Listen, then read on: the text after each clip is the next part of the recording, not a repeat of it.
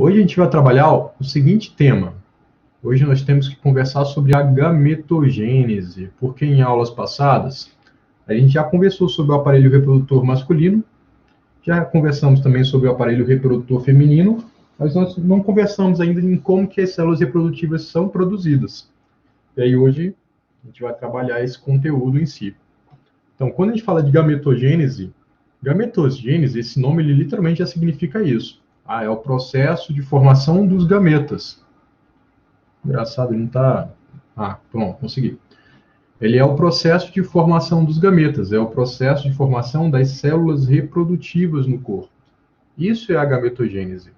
Existe a gametogênese masculina e existe a gametogênese feminina.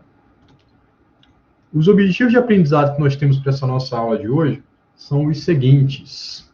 Com essa aula de hoje, nós queremos que vocês consigam citar os nomes das células que são progenitoras dos gametas. Quais são aquelas células que vão dar origem às células reprodutoras? Essas células são as células progenitoras. Então, você vai ter que, ao final da aula, conseguir saber qual o nome dessas células progenitoras dos gametas.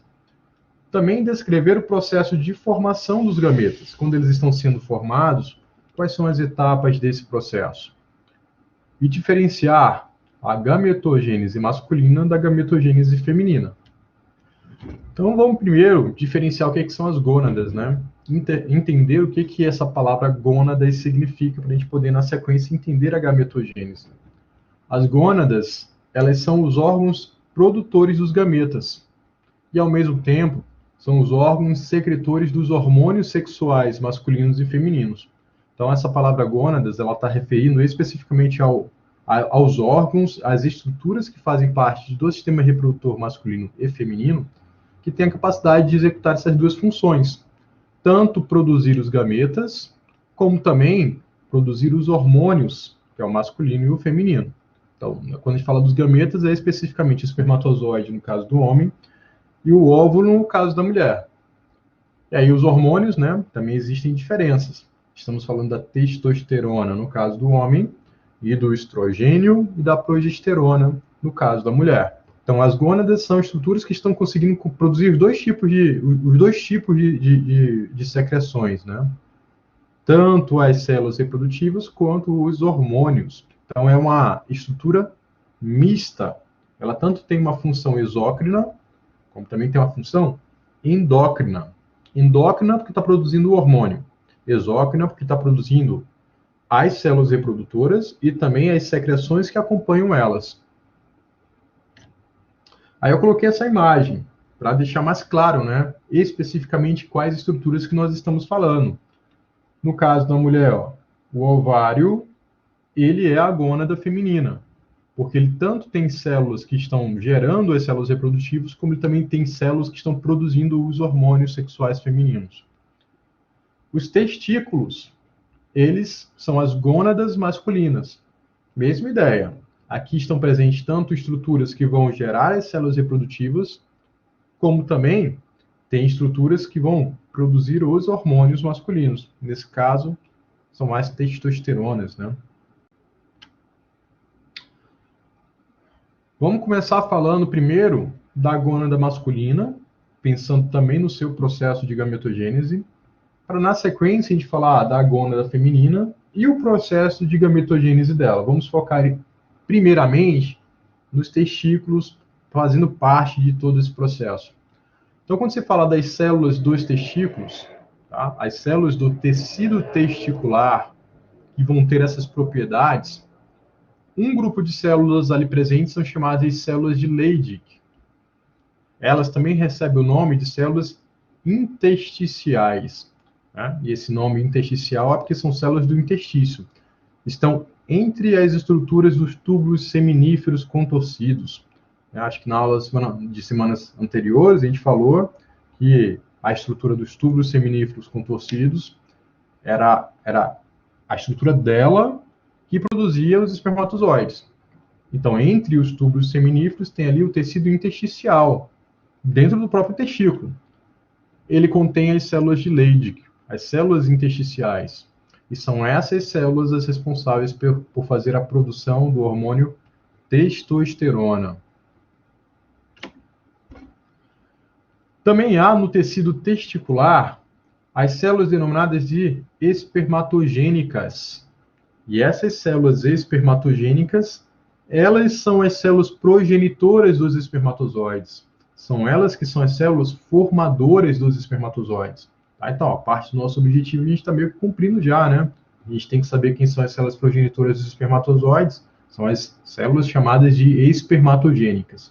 E esse aqui é o nome de um grupo de células. Tem mais de um tipo de célula que é chamada de espermatogênica. Mas todas elas estão associadas para produzir os espermatozoides, como a gente vai descrever na gametogênese em si, na sequência. Existe também no tecido testicular aquelas células que são chamadas de células de Sertoli. Elas também podem ser denominadas de células sustentaculares. Tá? E aí essas células de Sertoli vão estar formando uma barreira hematotesticular.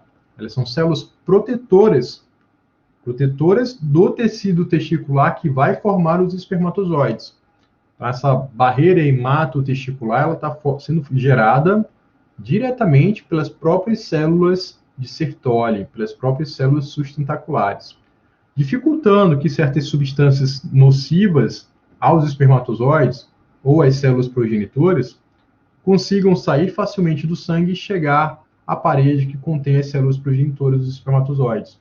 Então, como uma proteção, existe essa barreira de células de Sertoli, que são as células sustentaculares, e a barreira em si, ela é chamada de hematotesticular, porque ela é formada por uma parte de células que são as células de Sertoli, e a outra, né, separa do sangue, por isso o nome hemato, e o sangue está nos vasos sanguíneos. Essa barreira hematotesticular, normalmente, ela fica ao redor dos vasos sanguíneos que estão dentro da estrutura dos testículos. Ao mesmo tempo que confere proteção, também vai conferir nutrição. Nutrição para as células testiculares em si. Tá? Todos os tipos de células que tem ali dentro dos testículos, eles precisam receber nutrientes. E aí esses nutrientes, como consequência, têm que vir da corrente sanguínea. Por meio da barreira hematotesticular gerada pelas células de Sertoli, os nutrientes chegam às células testiculares, a todas elas. Não só as próprias células de Sertoli, mas os espermatozoides, as células progenitoras dos espermatozoides, que são as espermatogênicas, as células de Leydig, que são as intersticiais, todas elas recebem a sua nutrição vinda do sangue. Mas esses nutrientes precisam passar através dessa barreira hematotesticular para poder adentrar o tecido testicular. Então, é feita uma seleção, né? Aquelas substâncias nutritivas, elas passam pela barreira, mas aquelas que forem tóxicas, elas ficam retidas por essa barreira. Essas células de Sertoli, que fazem parte dessa barreira hematotesticular, elas também estão ali presentes com o papel de realizar a fagocitose, né? O englobamento de resíduos.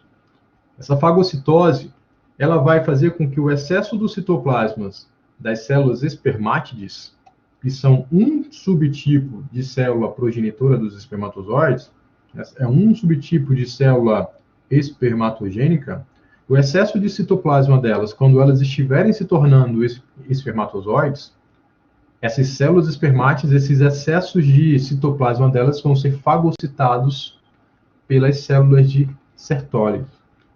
E essas células de Sertoli, elas também controlam o movimento das células espermatogênicas na parede dos túbulos seminíferos. Tá? Quando as células espermatogênicas estiverem aos poucos passando pelo processo da espermatogênese, elas vão estar se locomovendo na parede. Para poder, a última delas, né, que já vai ser o próprio espermatozoide, cair no interior dos túbulos seminíferos. Então, quem faz o controle dessa movimentação das células espermatogênicas são as células de Sertoli. Controlam também a liberação dos próprios espermatozoides para o interior dos túbulos seminíferos contorcidos. Lembra que o túbulo seminífero que produz os espermatozoides são os contorcidos e não os retos. Essas células de Sertoli, elas também são responsáveis pela secreção do hormônio inibina. Tá? Então, esse hormônio também está sendo liberado pela célula de Sertoli. Ele é um hormônio importante para controlar o próprio desenvolvimento aí, né, dos espermatozoides. Pois esse hormônio inibina, quando ele está sendo liberado, normalmente ele atua lá na região do hipotálamo, lá na região da adenohipófise, inibindo a liberação dos hormônios FSH, que é o folículo estimulante, e o hormônio luteinizante, igual a gente vai ver aí nas nossas próximas aulas, que começar a conversar mais sobre esse hormônio. Então, esse hormônio inibina, ele é liberado pelas células de Sertoli, que são também chamadas de células sustentaculares. Então, eu coloquei aqui novamente uma imagem que vocês já conhecem de outras aulas, que mostra aqui um corte sagital do testículo, mostrando os túbulos seminíferos, que são os locais de produção dos espermatozoides.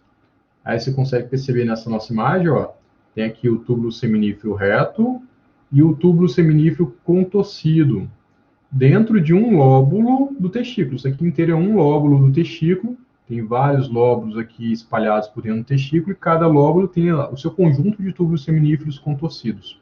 Vamos dar um zoom sobre a região para você poder ver melhor. Então, esses aqui são os túbulos seminíferos contorcidos, quando eles são assim dobrados, todos cheios de voltas, todos enovelados, e eles se encontram para desembocar dentro do túbulo seminífero reto. É esse contorcido que nós estamos falando, hein? Aí você percebe, em rosa tem um tecido intersticial que separa, né, os túbulos seminíferos entre si. E aqui no interior dos testículos também teriam vasos sanguíneos passando ali por dentro. Então, você tem aquelas células que a gente acabou de comentar fazendo parte desse tecido testicular. Agora, nessa imagem, é como se eu tivesse ampliado a parede de um único túbulo seminífero, aquele tipo contorcido, para a gente perceber um pouco dos detalhes das células que fazem parte dele. Aí você consegue perceber aqui em cima, células intersticiais que estão entre os túbulos seminíferos, e o restante da parede de um túbulo só, com as outras camadas dela. Então, essa célula intersticial, aqui marcada em verde para a gente, né, ela representa aquela célula de Leydig, aquela célula que estava sendo a responsável direta pela produção do hormônio testosterona. Aí, como essa célula faz parte do tecido intersticial do testículo, você consegue perceber que esse tecido intersticial, como ele normalmente é um tecido conjuntivo, ele apresenta vasos sanguíneos para poder receber esse hormônio testosterona que está sendo liberado pela célula intersticial, pela célula de Leydig. Aí você tem uma membrana basal que separa esse interstício da parede do túbulo seminífero contorcido e as outras camadas da parede do túbulo seminífero contorcido. Então, essa aqui é uma das células que fazem parte da parede desse túbulo contorcido seminífero. Então, vou contornar toda ela. Calma. Contornei. E aqui é o núcleo dela, Vou botar o apontador laser de novo. Então, vamos dar um zoom sobre ela. Vamos tentar dar um zoom sobre ela aqui para ficar mais fácil. Então, contornei de vermelho toda essa célula aí, que é uma célula sustentacular, tá? Ela é uma célula da barreira hematotesticular. Por quê? Então, está na parede do túbulo seminífero contorcido, toda essa célula aqui. Olha o tamanhozão dela, né? É uma célula bem grande. E aí você consegue perceber que tem várias células sustentaculares, uma do lado da outra aí, montando a parede da barreira hematotesticular, da parede do próprio túbulo seminífero. Aí o capilar sanguíneo está aqui, Então, o interior do túbulo seminífero seria aqui. Você percebe que existe uma parede, separando as duas coisas. Separando os vasos sanguíneos do tecido da região que contém os espermatozoides. E, ao mesmo tempo, também está limitando o contato do sangue, dos nutrientes do sangue, com as células que estão na parede sem ser sustentaculares. As outras células que estão na parede sem ser sustentaculares, são as células chamadas de espermatogênicas. Essas são as células que diretamente vão formar os espermatozoides. Então, você tem aqui a célula sustentacular. Essa célula sustentacular, ela é a célula que está produzindo a barreira hematotesticular. Ela, ao mesmo tempo, está garantindo a nutrição para as outras células da parede, porque é por ela que vai ser recebido os nutrientes vindo dos vasos sanguíneos. Ela também está liberando os espermatozoides para eles caírem no interior do túbulo seminífero contorcido. Todas aquelas funções que a gente veio citando, né? Ela está controlando, está limitando os movimentos das células espermatogênicas ao longo da parede dos túbulos seminíferos contorcidos. Então, ela é uma célula muito importante, tem uma função muito importante. Ela também seria a célula que produz e libera o hormônio inibina. Enquanto a intersticial libera a testosterona, essa libera a inibina. E aí, mais à frente, a gente vai falar um pouco dos efeitos da inibina. E aí, para completar o conjunto de células que a gente encontra aqui na parede dos túbulos seminíferos com tecido, tem aquele grupo que é chamado de células espermatogênicas.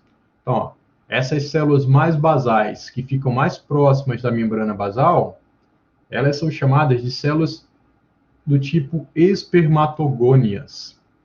Tá? Elas são células tronco, que existem aí nesse tecido para poder, a partir delas, ser produzido as outras células, inclusive, ao final, o próprio espermatozoide.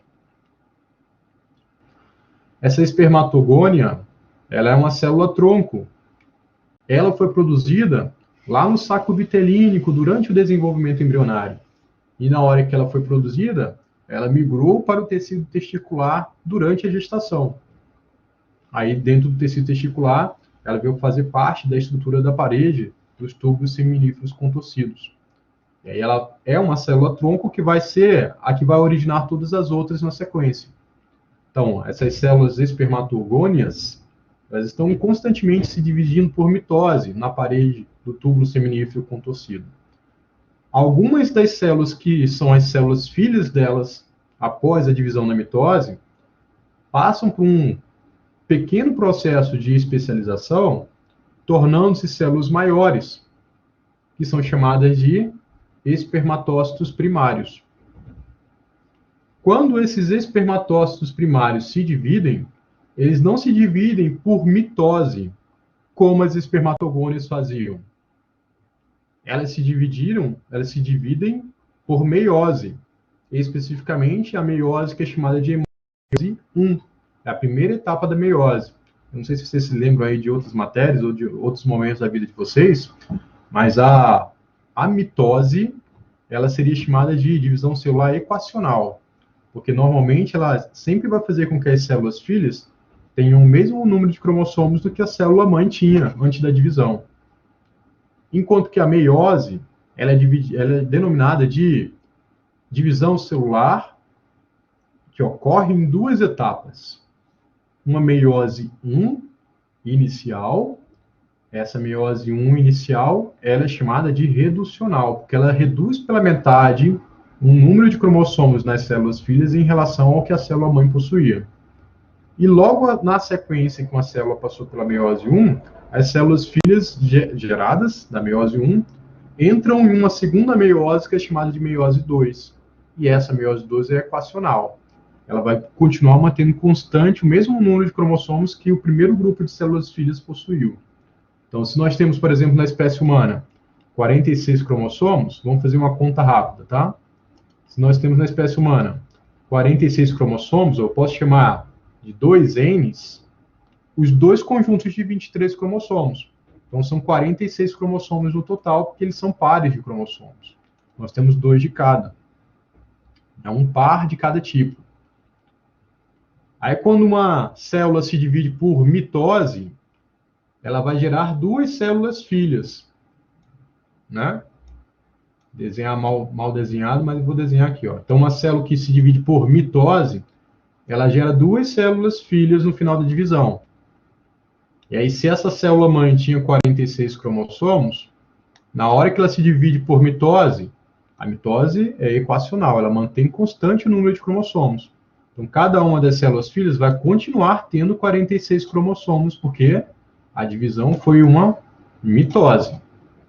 A meiose já é diferente. Então, eu vou desenhar a meiose aqui, ó. Temos uma célula mãe, que ela vai se dividir, e aí ela vai fazer uma meiose. Então, ó, vou desenhar aqui como se fossem as células filhas que estão sendo geradas. A meiose, ela é uma divisão celular que ela acontece em 2 etapas. A primeira etapa da meiose, ela é chamada de meiose 1. Essa meiose 1, ela é reducional. Vou botar assim, ó, red, para você saber que é de reducional. Porque quando ela acontece, ela faz com que as células filhas recebam a metade do número de cromossomos da célula mãe. Então, se a célula mãe tinha 46 cromossomos, As células filhas geradas diretamente pela meiose 1, cada uma delas vai ter 23 cromossomos. Em vez de elas receberem as 2 cópias de cada cromossomo, elas só recebem uma cópia. Porque 23 vieram para um, os outros 23, que são os pares de cromossomos, foram para outra célula filha. E cada uma dessas células filhas da meiose vai sofrer uma segunda meiose, que é chamada de meiose 2. Essa segunda divisão celular sucessiva, que é a meiose 2, ela não é mais reducional, ela é equacional. Ela vai gerar mais 2 células filhas para cada uma das primeiras células filhas. Só que como ela é equacional, ela vai manter constante o número de cromossomos em relação a esse primeiro conjunto de células filhas. Se essa célula tinha 23 cromossomos quando entrou na meiose 2, cada uma das células filhas delas vai continuar mantendo 23 cromossomos dentro dos seus núcleos. Então, você está conseguindo lembrar como que funciona a meiose? Ela é em 2 etapas. E aí, ao final do processo, né, aquela primeira célula que entrou em meiose, no final ela gerou 4 células filhas que têm metade do número de cromossomos que a célula-mãe original do processo possuía. Então, quando o embrião está se dividindo, ele se divide por mitose.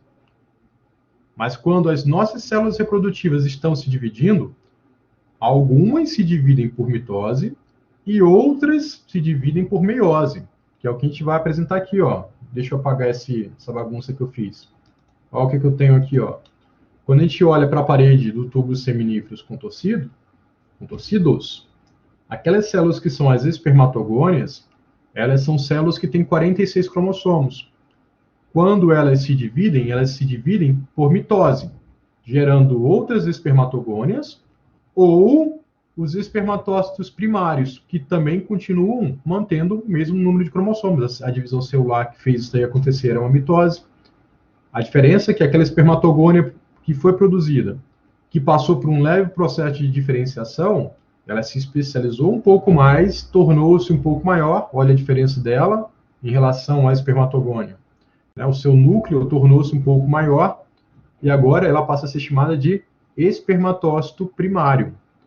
E esse nome primário, ele existe aqui como sobrenome para essa célula para indicar que é essa célula que vai entrar na primeira etapa da meiose, que é a meiose 1. Aí, como você pode ver, ó, quando essa célula espermatócito primário se divide por meiose, ela vai gerar 2 células filhas que têm metade do número de cromossomos do que ela possuía inicialmente. Agora já são 23 cromossomos em cada célula filha. E aí os espermatócitos secundários, que já têm 23 cromossomos, eles recebem esse sobrenome secundário, porque são eles que vão passar pela meiose 2, que é a meiose equacional. E aí, quando eles se dividem, eles geram as células espermátides, que continuam mantendo o mesmo número de cromossomos que a célula mãe deles, né, possuía antes da divisão número 2 da meiose. E aí os espermatozoides, as células espermátides, elas se diferenciam em espermatozoides, elas se especializam, elas não se dividem para gerar espermatozoides. Não, elas se tornam os espermatozoides passando por um processo chamado de espermiogênese. É a diferenciação das espermátides em espermatozoides, é a transformação das espermátides em espermatozoides. Então, quando a gente olha as paredes dos tubos seminíferos contorcidos, elas são formadas por todo esse conjunto de estruturas. Tá? As células intersticiais, as células de Sertoli, são as células sustentaculares, elas estão formando aqui uma barreira hematotesticular.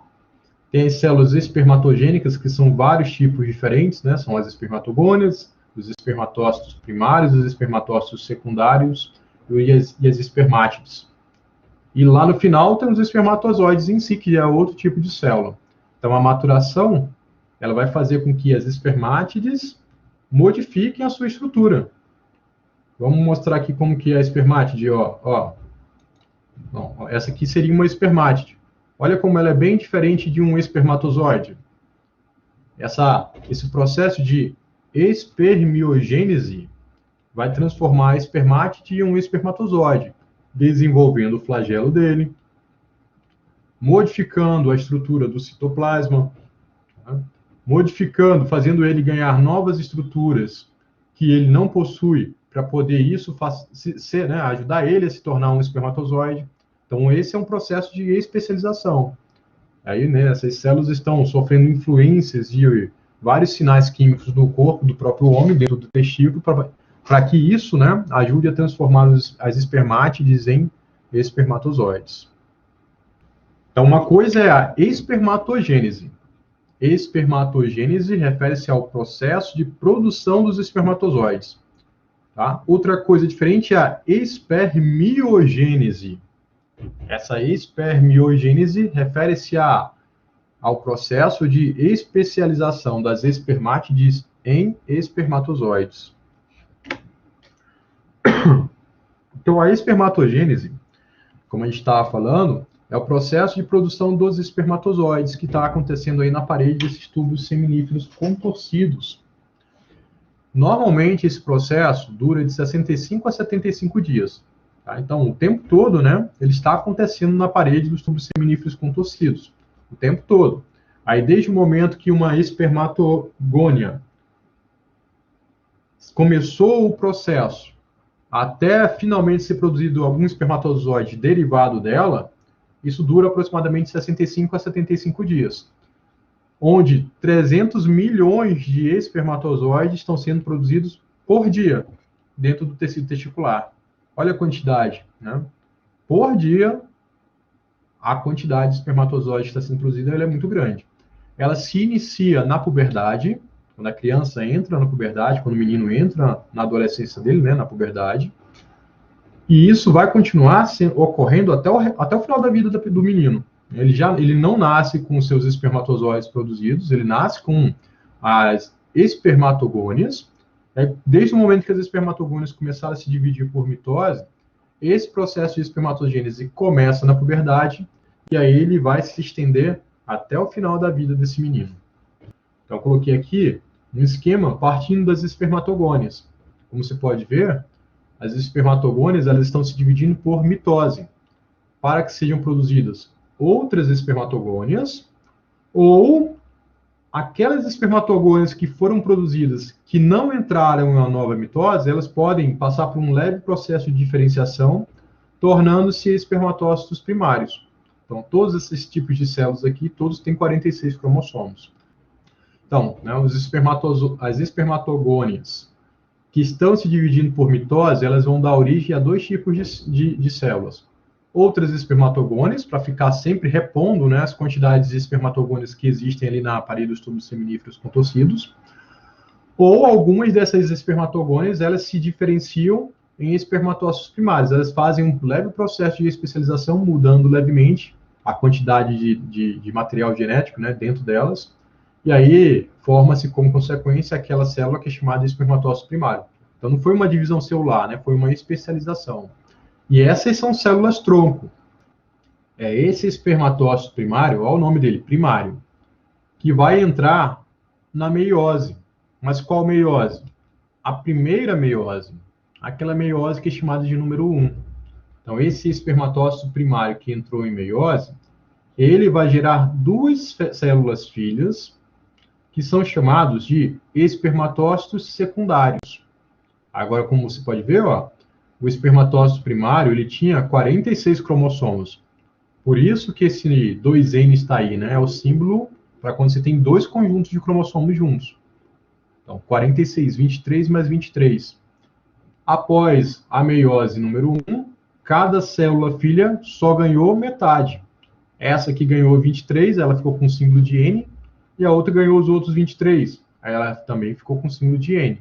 Porque a meiose 1, como a gente falou lá atrás, na explicação, ela é chamada de meiose reducional. Ela reduz pela metade o número de cromossomos nas células filhas. Cada um desses espermatócitos secundários gerados, eles têm esse nome de secundários porque eles são as células que vão passar pela segunda etapa da meiose, que é a meiose 2. Aí, cada uma delas vai se dividir gerando duas outras células filhas. Como você pode perceber, ó, a meiose 2 ela é equacional. Ela mantém constante o número de cromossomos nas células filhas em relação à célula mãe. Então, ó, essa aqui é a célula mãe dessas duas. Como você pode perceber, ó, o número de cromossomos continua constante nelas. Cada uma delas tem 23 cromossomos. Ao final dessa meiose 2, então, estão sendo formados, para cada espermatogônio que entrou no processo, estão sendo formados 4 células filhas, que são as espermátides. Cada uma com metade do número de cromossomos que a célula inicial lá do processo tinha. E essas espermátides, elas, uma vez produzidas, passam por um processo de espermiogênese conduzido pelas células sustentaculares. Aquela ideia que a gente estava falando, né? Essas células sustentaculares, elas removem o excesso de citoplasma, tá? Elas liberam os espermatozoides quando eles estiverem prontos para eles caírem no interior do tubo seminífero.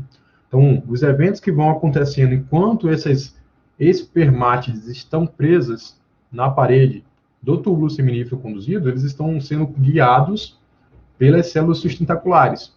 Inclusive, os sinais químicos estão sendo liberados por elas também, juntamente, né, com os hormônios, que é o hormônio testosterona, liberado lá pelas células intersticiais em outros locais mais próximos. Então, esse processo que vai transformar as espermátides em espermatozoides, ele é chamado de espermiogênese. E normalmente ele está acontecendo nas camadas mais internas dos tubos seminíferos contorcidos.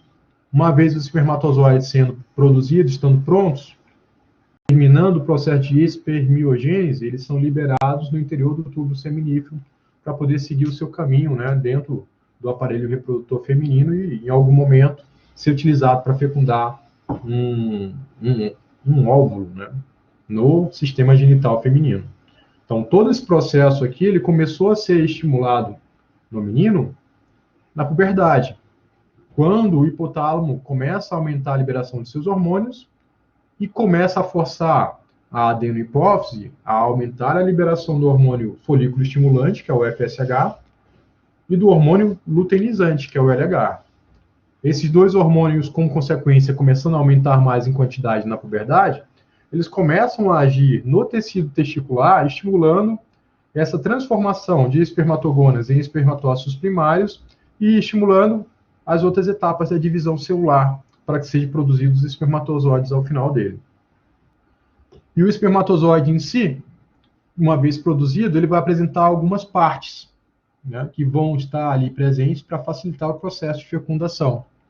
Então, quando você pensa nas partes que vão formar o espermatozoide, ele é formado por uma região de cabeça, tá? E uma região de cauda. A cabeça, ela tem um comprimento pequeno, a cauda representa a maior parte do comprimento dessa célula. A cabeça do espermatozoide, ela é subdividida em região do núcleo e região do acrossomo. Então, você consegue perceber nessa imagem, ó, o núcleo, e por volta existe um capuz rodeando a estrutura do núcleo, que é o acrossomo. Esse acrossomo normalmente é onde está acumulando as enzimas digestivas proteolíticas que vão ajudar o espermatozoide a digerir o caminho para poder chegar até, né, a estrutura do óvulo que ele precisa fecundar. E na região da cauda, essa região da cauda ela é subdividida em parte do colo, essa região aqui, né, que você consegue perceber que ela é mais uma região de colarinho, uma região mais afunilada, que conecta a cabeça com a cauda. A região da peça intermediária, essa aqui vem associada à região do colo. Essa região da peça intermediária é onde você encontra as mitocôndrias, que vão estar produzindo energia para o espermatozoide utilizar durante seu processo de locomoção, durante seu processo, né, de movimentos natatórios. Tem a peça principal, que é o restante da cauda, na sua parte mais espessa. É literalmente a parte, né, que vai estar fazendo o movimento flagelar de natação.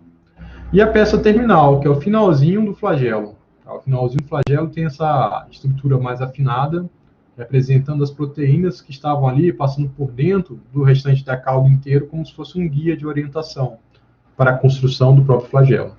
Aí essa célula, então, é o espermatozoide, produzido ao final de toda essa etapa da espermatogênese. A parte do acrossoma contém proteases, hialuronidase. O colo contém os centríolos, que são as estruturas, as organelas celulares que vão formar o restante da cauda do espermatozoide. A peça intermediária com as suas mitocôndrias atuando na produção de energia. A parte principal da cauda é a peça mais longa dela, e a peça principal, ao final da cauda, né, é uma estrutura formada ali por microtúbulos, que são estruturas, organelas celulares do espermatozoide, que estão servindo como orientação para a construção da cauda.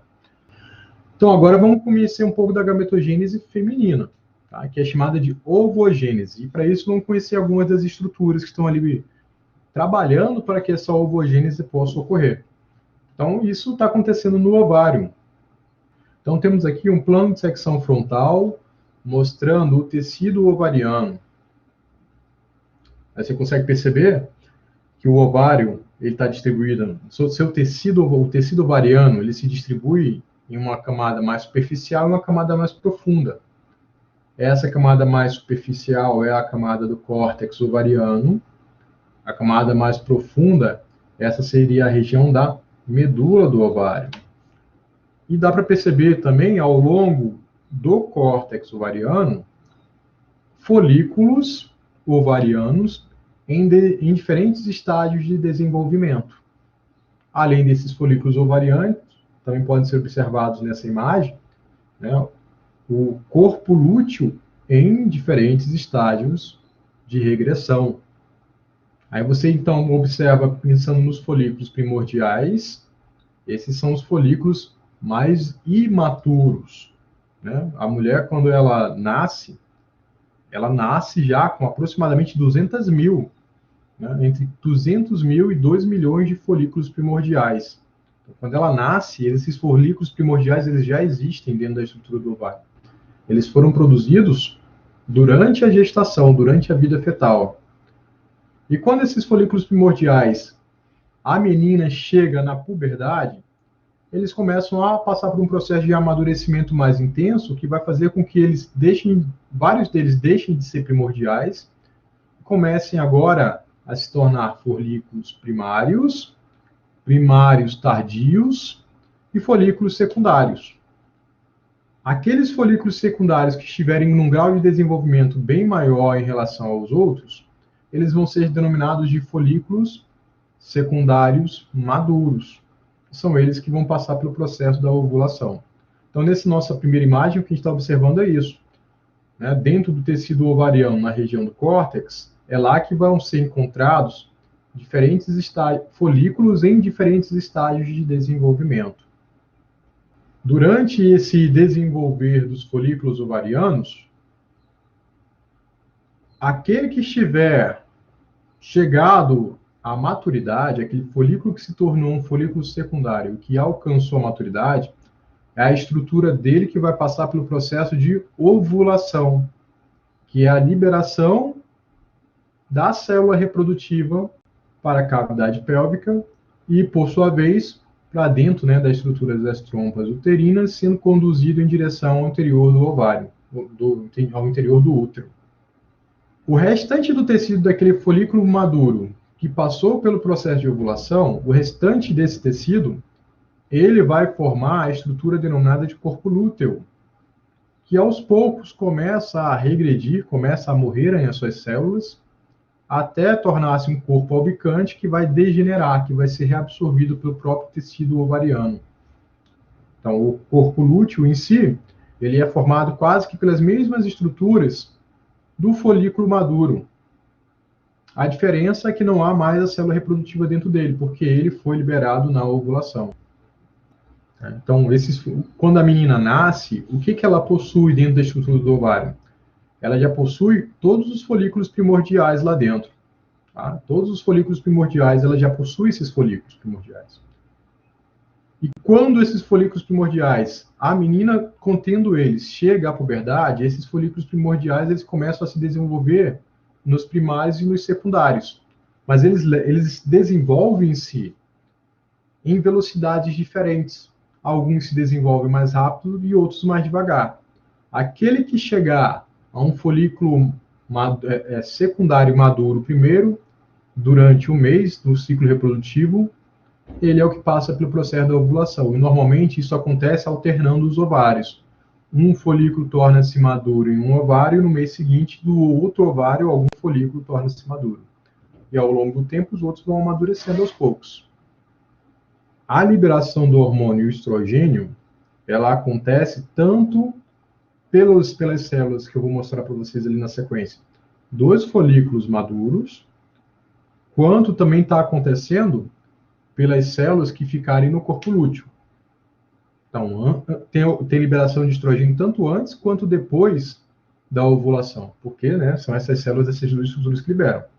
Mas a progesterona, ela só passa a ser liberada mais intensamente após a ovulação, pelas células que ficarem no corpo lúteo. Então, esse hormônio em especial, a progesterona, embora ele é produzido em pequenas quantidades antes da ovulação, mas após a ovulação ele começa a aumentar em quantidade, porque são as células do corpo lúteo que começam a liberar em maior intensidade ele. Esses folículos eles vão começar a amadurecer, a serem transformados, passando de um folículo primordial para as outras etapas, sob o efeito do hormônio luteinizante e sob o efeito do hormônio folículo estimulante. Mas quando que esses dois hormônios começam a ser mais liberados no corpo dessa mulher? Quando a menina entra na puberdade, porque aí o hipotálamo ele começa a liberar mais intensamente o seu hormônio que age sobre a adenohipófise, fazendo a adenohipófise começar a aumentar a quantidade desses dois hormônios na corrente sanguínea da mulher. E aí, como consequência, os folículos ovarianos começam a amadurecer, deixando de ser primordiais e passando para as próximas etapas. Mas não necessariamente as células de um folículo são exatamente iguais às células do outro, e os tamanhos são exatamente iguais. Então, existem diferenças entre os folículos que fazem com que algumas células amadureçam mais do que outras. Quando você pega, por exemplo, uma criança, duas crianças de mesma faixa etária, de mesmo tamanho, será que elas, ao longo da vida inteira delas, vão se desenvolver tão rápido, uma exatamente rápido, tão rápido quanto a outra? Não. Pode ser que uma comece a destoar, e se desenvolva mais rápido. Por quê? Porque as características delas já vão permitir isso. Isso também acontece para os folículos. Alguns podem estar recebendo mais do hormônio FSH e do LH no intestício ao redor dele, e outros menos. E isso diretamente já está interferindo na velocidade com que eles vão amadurecendo, com que eles vão se transformando. Então, quando uma menina nasce, ela normalmente nasce com aproximadamente algo entre 200 mil e 2 milhões. Mas quando ela alcança a puberdade, esse número cai para aproximadamente 400. De 400 a 500 folículos que estão ali ainda presentes, que vão passar pelos processos de ovulação ao longo da vida reprodutiva dela. Então, esse número ele vai diminuindo ao longo desse tempo. Então, ela nasce com algo por volta de 200 mil, quando chega à puberdade, ela tem por volta de 500. E nem todos esses 500 vão ser ovulados.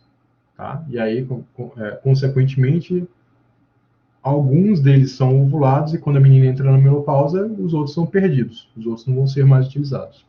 Então, vamos conhecer um pouco mais desses diferentes estágios de desenvolvimento dos folículos. Vamos conhecer um pouco mais agora da estrutura desses folículos ovarianos, que estão ali contendo as células reprodutivas dentro deles. Tá? Então, temos aqui os dois primeiros estágios de desenvolvimento dos folículos. Você tem o folículo primordial, com a sua estrutura, em A. E em B, tem um folículo primário tardio. Ele já é um primário há um certo tempo, ele está quase se tornando um folículo secundário. Então, nessa figura A que mostra a estrutura do folículo primário, a gente consegue perceber que ele é formado pelo ócito primário. O ócito primário é a célula reprodutiva que vai entrar na divisão celular de meiose número 1 para dar continuidade ao processo de ovogênese, como a gente vai descrever ali na frente. Então, quando a menina nasce, o folículo primordial que ela já apresenta dentro da estrutura do ovário dela, ele já contém o óvulo primário, tá? Bem diferente do que acontece, por exemplo, na espermatogênese, no caso do homem. No caso da menina, ela já nasce com o óvulo primário dentro do folículo primordial. E, claro, ele que vai passar pelas próximas etapas que vão completar a oogênese dela. Então, dentro desse folículo primário, ele está ali apresentando, dentro do folículo primário está sendo apresentado o óvulo primário. Esse óvulo primário, ele é envolvido por uma camada de células foliculares, que estão aqui, ó, essas células pavimentosas, elas ficam rodeando a estrutura do óvulo primário, protegendo ela. Sobre essa camada de células foliculares, tem uma membrana basal proteica bem fina, como você pode observar nessa imagem. E sobre essa membrana basal proteica, existe aí presente um conjunto de células estromais, são células de preenchimento. Essas células são parecidas com fibroblastos lá do tecido conjuntivo. E aí elas têm a capacidade de fazer uma secreção de colágeno, né, de fibras proteicas de colágeno, devido a essa semelhança de capacidade em relação às células do tecido conjuntivo. Então, você tem essas estruturas montando o folículo primordial, que foi produzido durante a gestação dentro da estrutura do ovário. E aí, lógico, né? Acabamos de falar, a menina, quando ela nasce, ela já nasce com esse folículo primordial, com aproximadamente 200 a 500, como eu quero mesmo, 200 mil a 500 mil, 200 mil a 2 milhões de folículos primordiais contendo os seus oócitos primários, respectivamente. O folículo primário tardio, você já consegue perceber que há uma diferenciação de camadas teciduais aqui, gerando novas estruturas. Então, você ainda tem, dentro do folículo primário tardio, um ócito primário presente, ele ainda está ali presente.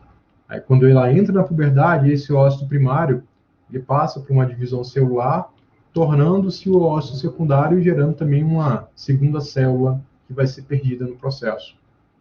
Então, esse ócito primário aqui, ele ainda está dentro da estrutura do folículo primário tardio. Ao redor desse ócito primário, aquela membrana, né, aquela membrana basal proteica, ela se desenvolve gerando uma camada de glicoproteínas denominada de zona pelúcida. Por cima da zona pelúcida, aquela camada que era formada por células foliculares no folículo primordial, essas células foliculares passam por uma intensa multiplicação celular, expandindo essa camada, tornando-se agora células denominadas de células granulosas.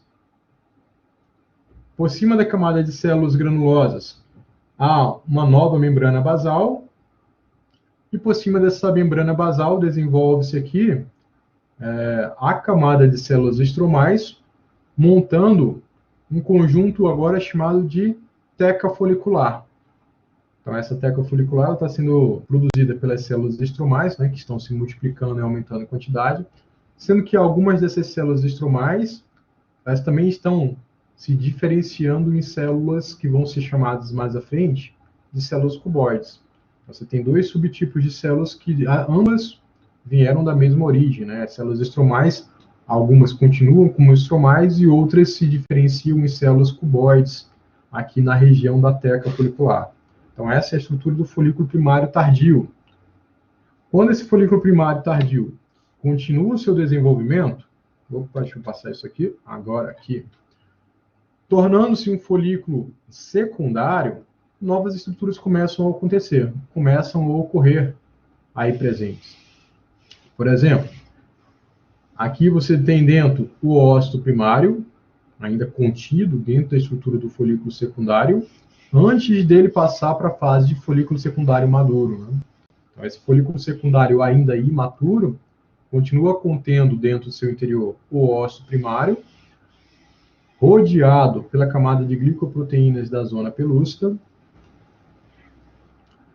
Aquela camada de células granulosas, ela continua se desenvolvendo, você pode perceber que aumenta, né, a quantidade de camadas ali presentes, e elas se reorganizam, construindo a estrutura do antro, que é uma cavidade que você vai observar dentro da camada de células granulosas. Ao mesmo tempo que esse antro começa a ser produzido pela reorganização das células granulosas, as células granulosas começam a fazer a secreção de um líquido para o interior do antro, um líquido nutritivo que ajuda, né, a controlar as necessidades metabólicas de todas as outras células ali presentes. Por cima da membrana basal, aquela camada de células estromais que rodeava toda a estrutura do folículo, ela se subdivide em duas pequenas camadas. Uma camada de teca externa, como você pode observar, ó, aqui também está ela presente. Uma camada de teca externa, formada pelas células estromais que estão aí liberando as fibras de colágeno. E uma camada de teca interna, mais próxima da membrana basal, essa camada de teca interna, formada pelas células cuboides, que se diferenciaram a partir das células estromais. Importante chamar a atenção para essas células cuboides, que tem aí nesse interstício, né, nesse tecido que vai ficar ao redor do folículo, inclusive fazendo parte da sua própria estrutura. Essas células cuboides são as células que estão ali realizando a produção do hormônio estrogênio. Então, quanto mais desenvolvido vai ficando a estrutura do folículo, quanto mais ele vai se tornando um folículo maduro, maior vai ser a quantidade de estrogênio produzido por essas células cuboides, uma vez que elas vão começar a aumentar essa produção de acordo com o número de células que começa também a aumentar pelo desenvolvimento do próprio folículo. Aí, quando o folículo torna-se maduro, o antro dentro da camada de células granulosas fica bem mais desenvolvido, ó, ele está dando quase completamente a volta na célula reprodutiva que está contida dentro do folículo. Algumas células granulosas permanecem aderidas à parede do oócito primário, e essas células granulosas que permanecem aderidas à parede dele vão futuramente gerar a estrutura denominada de coroa radiada. Aquela camada de glicoproteína desenvolve-se mais, fica mais espessa ainda. Essa é a camada da zona pelúcea, que está entre a coroa radiada e o ósseo primário. E aquelas outras camadas que a gente vinha comentando, elas continuaram a se desenvolver, né? Ficam um pouco mais espessas. A teca externa, ela aumenta um pouco, a teca interna aumenta um pouco. As células cuboides da teca interna aumentam a sua liberação de estrogênio devido ao seu maior desenvolvimento no folículo maduro do que no folículo secundário, até que esse folículo secundário ele esteja pronto agora para passar pelo processo de ovulação. Quando ocorre esse processo de ovulação, toda essa região aqui interna do folículo maduro vai ser liberado para o interior, né, da cavidade pélvica, para na sequência chegar ao interior das trompas uterinas. Histologicamente, quando se pensa nesse tecido dos ovários, então, né, falando das células que estão ali presentes, há as células foliculares, aquelas versões mais primordiais e primárias do folículo ainda bem imaturo. Essas células foliculares são as que vão se desenvolver em células granulosas e, como consequência, aumentando, né, a camada de células granulosas ao redor do ovócito primário.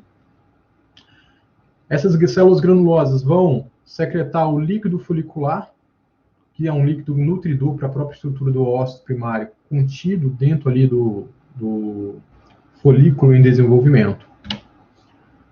Na região da teca, há as células cuboides, que são células estromais que se diferenciaram, produzindo agora o hormônio estradiol e estradiona, que são dois subtipos de estrogênios, sendo essas células localizadas, né, na parte interna da teca, mais próximas à membrana basal. E uma vez produzido o ósseo, toda a estrutura que vai passar pelo processo de ovulação, né, você vai ter ali um ósseo secundário com as suas camadas. Imediatamente antes do processo de ovulação ocorrer, aquele ósseo primário que estava contido dentro da estrutura do folículo maduro, ele passa pelo processo de meiose 1, tornando-se um ósseo secundário.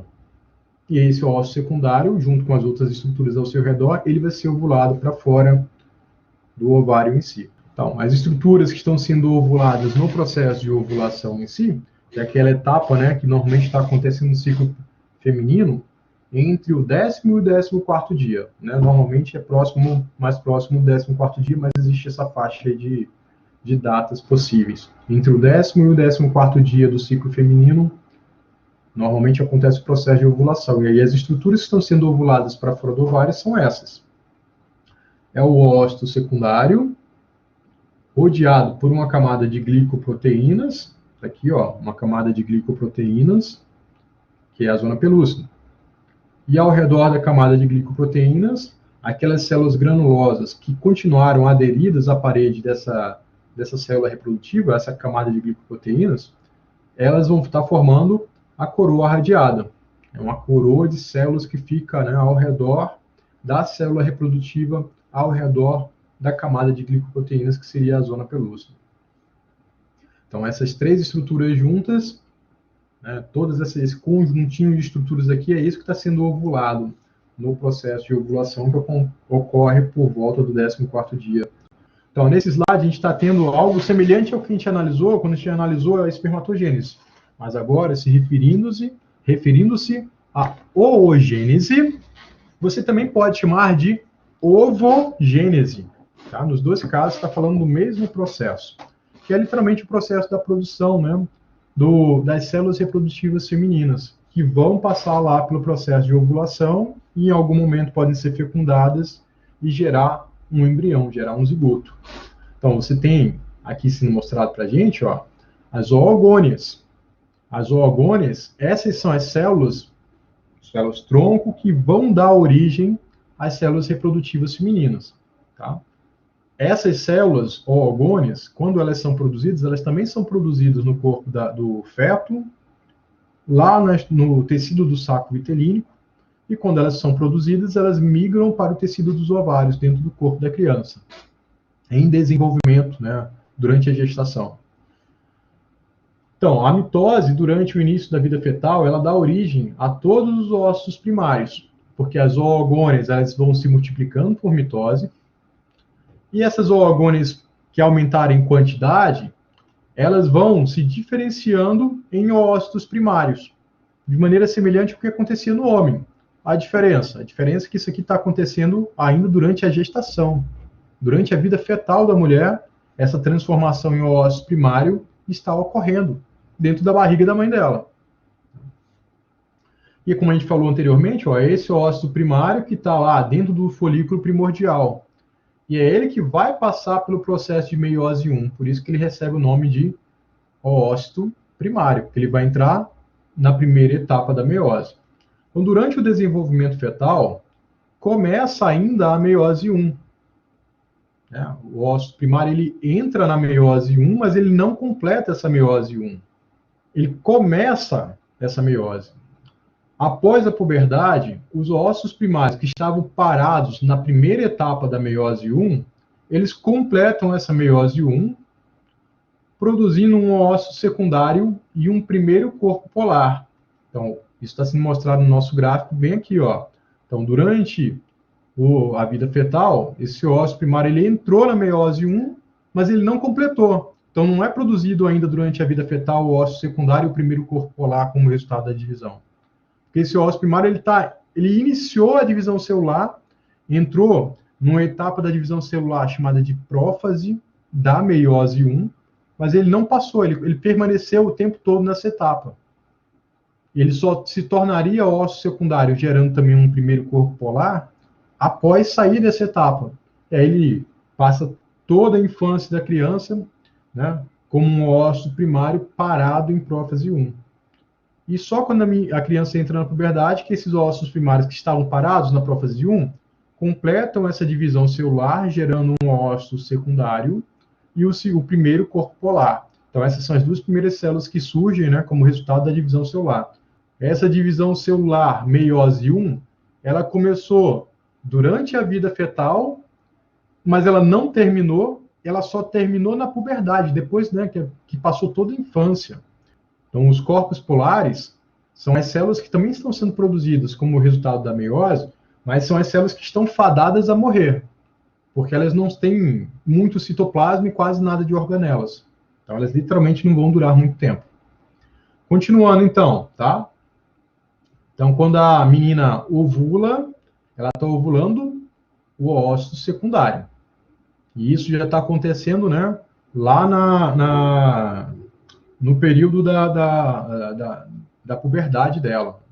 Esse óvulo secundário, de maneira semelhante ao que a gente estava falando lá para a produção dos espermatozoides, ele é chamado de secundário porque ele é a célula que vai entrar na meiose 2, tá?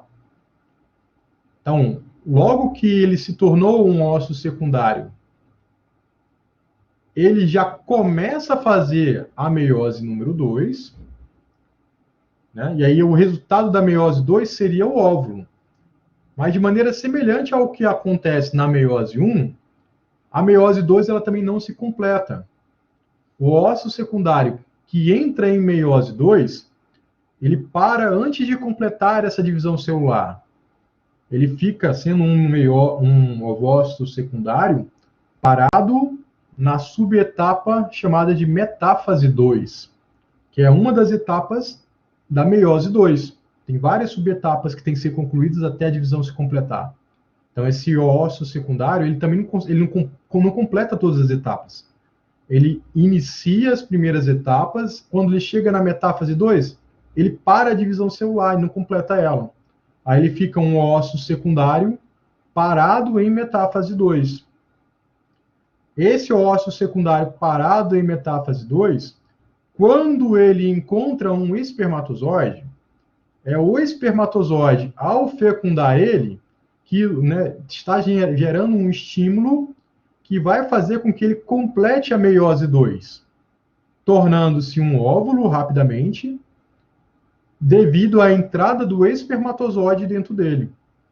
Aí o núcleo dele, que agora é o núcleo de um óvulo, pode ser unido ao núcleo do espermatozoide. E essa segunda meiose, ela também gerou um segundo corpo polar. Então, ó, esse segundo corpo polar, ele foi gerado pela divisão do óvulo secundário, mas se o primeiro corpo polar também tiver entrado na meiose 2, outros 2 segundos corpos polares também são produzidos. Aí, ao final do processo, se produziu um óvulo e 3 corpos polares. Esse óvulo, sendo fecundado pelo espermatozoide, né, como se pode observar, é ele que vai gerar o zigoto. Então, nós tínhamos o óvulo primário e as oogônias como células que tinham 46 cromossomos. O óvulo primário, que passou pela meiose 1, gerou 2 células que só têm 23 cromossomos, sendo que uma é o óvulo secundário, o outro é o primeiro corpo polar. O óvulo secundário, quando ele entra em meiose, ele não completa, permanecendo com 23 cromossomos duplicados. Na hora que o espermatozoide se une a ele divide o material genético dos cromossomos. Então, ele tem 23 cromossomos que tem um dobro de DNA. Aí ele gera 2 células filhas, que cada uma vai continuar mantendo 23 cromossomos, mas de DNA simples e não de DNA duplicado, cada cromossomo. Aí agora, né, as 2 células, espermatozoide e óvulo, unindo os seus núcleos, voltam a ter 46 cromossomos nesse zigoto. Esse processo, para se produzir o óvulo, até, né, desde as oogônias até o óvulo, ele é chamado de ovogênese ou oogênese. Aí eu coloquei aqui mais um esquema que repete um pouco dessas etapas, mas ao mesmo tempo pensando no desenvolvimento do próprio folículo. Então, durante a vida fetal, estão sendo produzidos os folículos primordiais. E aí, dentro desses folículos primordiais, como que eles estão sendo gerados? As oogônias, elas foram produzidas lá no saco vitelínico. Por mitose, elas estão produzindo outras oogônias. E por diferenciação celular, estão sendo produzidos os óvulos primários. Tudo isso na vida fetal, hein?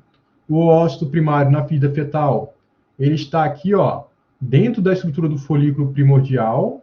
Na vida fetal ainda, esse óvulo primário, ele entra na meiose 1, mas ele não completa ela, ele fica parado na etapa chamada de prófase 1.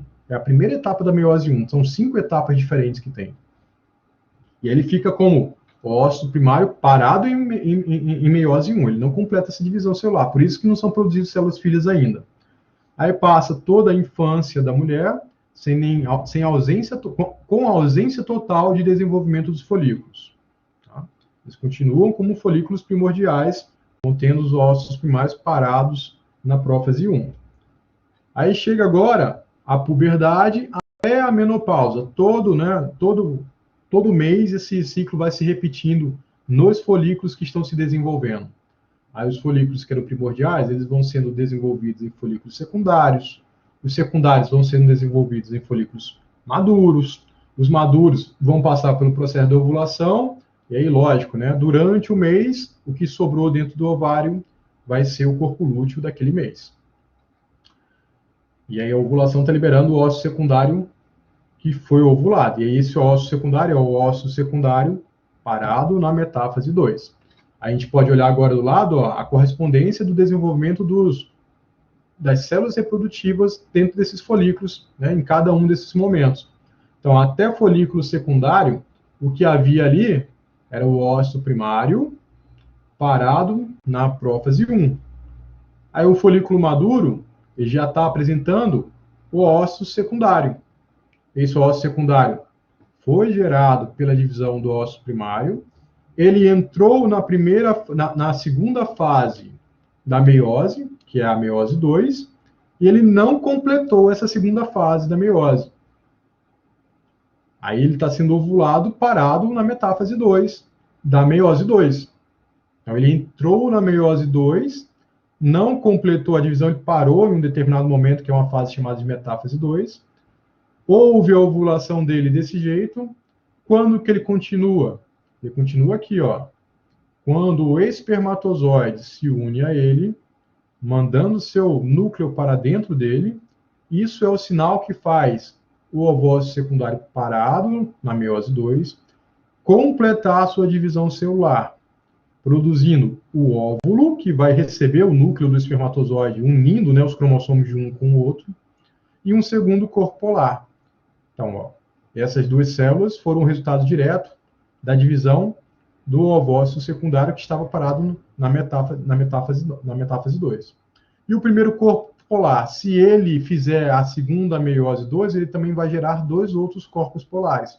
Aí essas três células aqui, elas são perdidas porque elas, né, não têm citoplasma suficiente para poder garantir o desenvolvimento delas, e muito menos ser fecundadas.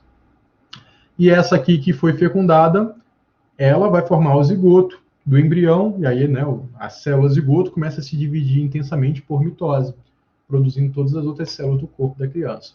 Quem controla a liberação desse hormônio FSH e de LH, para eles estimularem esses processos de espermatogênese e de ovogênese começarem, quem faz isso é o hormônio liberador de gonadotrofina, que é um hormônio do hipotálamo. Tá? Então, é o hipotálamo que começa a liberar esse hormônio mais intensamente na puberdade, e isso começa a estimular o FSH e o LH a aumentar de quantidades, fazerem aí, né, os processos de produção dos gametas começarem na estrutura dos ovários e dos testículos. Assim, nós cumprimos com os nossos objetivos de aprendizado. Citamos os nomes das células progenitoras dos gametas, descrevemos o processo de formação desses gametas também, diferenciamos a gametogênese masculina da gametogênese feminina. Conseguiu acompanhar direitinho a aula? Então, galera, bom final de semana para vocês. Tchau, tchau.